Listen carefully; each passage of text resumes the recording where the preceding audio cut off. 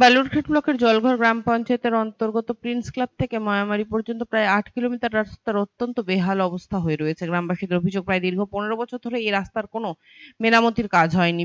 বিভিন্ন রাজনৈতিক দল থেকে প্রত্যেকবার ভোটের আগে প্রতিশ্রুতি দেওয়া হয় এই রাস্তাটি সংস্কার করা হবে, কিন্তু ভোট পর্ব মিটে গেলেই আর কোনো রাজনৈতিক নেতাদের এই এলাকায় দেখা পাওয়া যায় না বলে অভিযোগ গ্রামবাসীদের।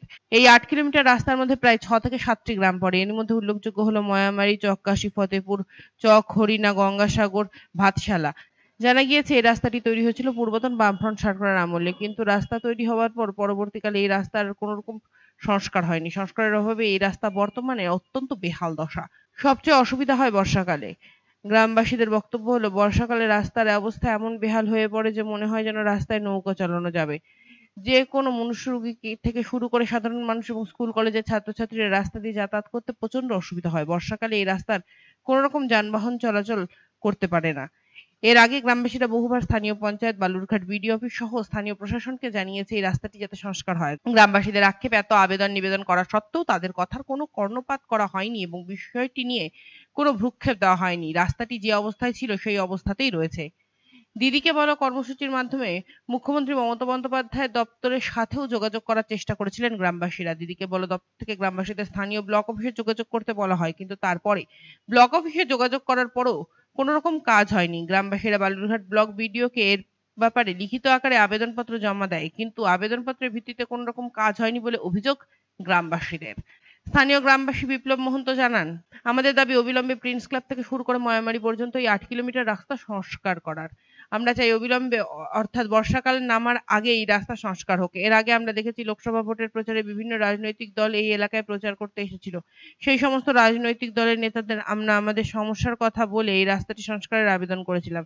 তারা আমাদের কথাও দিয়েছিল এই রাস্তা অবিলম্বে সংস্কার করা হবে, কিন্তু ভোট কেটে যাওয়ায় কোনো রকম রাস্তা সংস্কারের ব্যাপারে কোনো পদক্ষেপ গ্রহণ করা হচ্ছে না।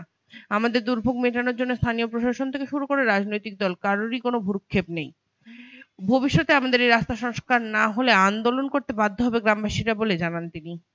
রাস্তা ধরুন হওয়ার পর থেকেই আমরা দেখছি রাস্তাতে আর কোনো রিপেয়ারিং বা কোনো সংস্কার হয়নি। প্রিন্স ক্লাব থেকে আরম্ভ করে ধরুন ময়ামারি, চক্কাশি, আপনার চকরিনা, ফতেপুর, ভাতশালা যে রাস্তায় আমরা চলাচল করি, এটা চলার একদমই অযোগ্য। মানে বর্ষার সময় তো মানুষের সাথে নৌকা চলবে, যে পরিস্থিতি আমাদের এটা রাস্তায়। স্কুলের ছাত্রছাত্রী থেকে আরম্ভ করে ধরুন অসুস্থ পেশেন্ট যদি নিয়ে যেতে হয় হসপিটালে, আমাদের প্রচণ্ড অসুবিধে। রাস্তা রিপেয়ারিংয়ে আমার হচ্ছে জানানোর জন্য বহুবার বিভিন্ন জায়গায় আবেদন নিবেদন করার পরেও কোনো ইয়ে হয়নি। রাস্তাটা আনুমানিক ধরুন প্রায় ৮ কিলোমিটার মতন হবে। এটা ধরুন হচ্ছে আপনার প্রিন্স ক্লাব থেকে শুরু করে ময়ামারি, চক্কাশি, তারপর আপনার হচ্ছে গঙ্গাসাগর, চকহরিনা, ফতেপুর, বাদমুল্লুক, ভাতশালা, আমরা এই সকলেই গ্রামের লোক এই রাস্তা দিয়ে চলাচল করি। এটাই আমাদের মেন রাস্তা, মানে সদর শহরে বালুঘাট যাওয়ার জন্য রাস্তা হচ্ছে আমাদের এটাই। হ্যাঁ, ভিডিওকে জানিয়েছিলাম, ভিডিও কি হচ্ছে তার আমার কাছে মোবাইলে এখন তার ইয়েটাও আছে, আপনারা যদি চান তা আমি দেখাতেও পারি।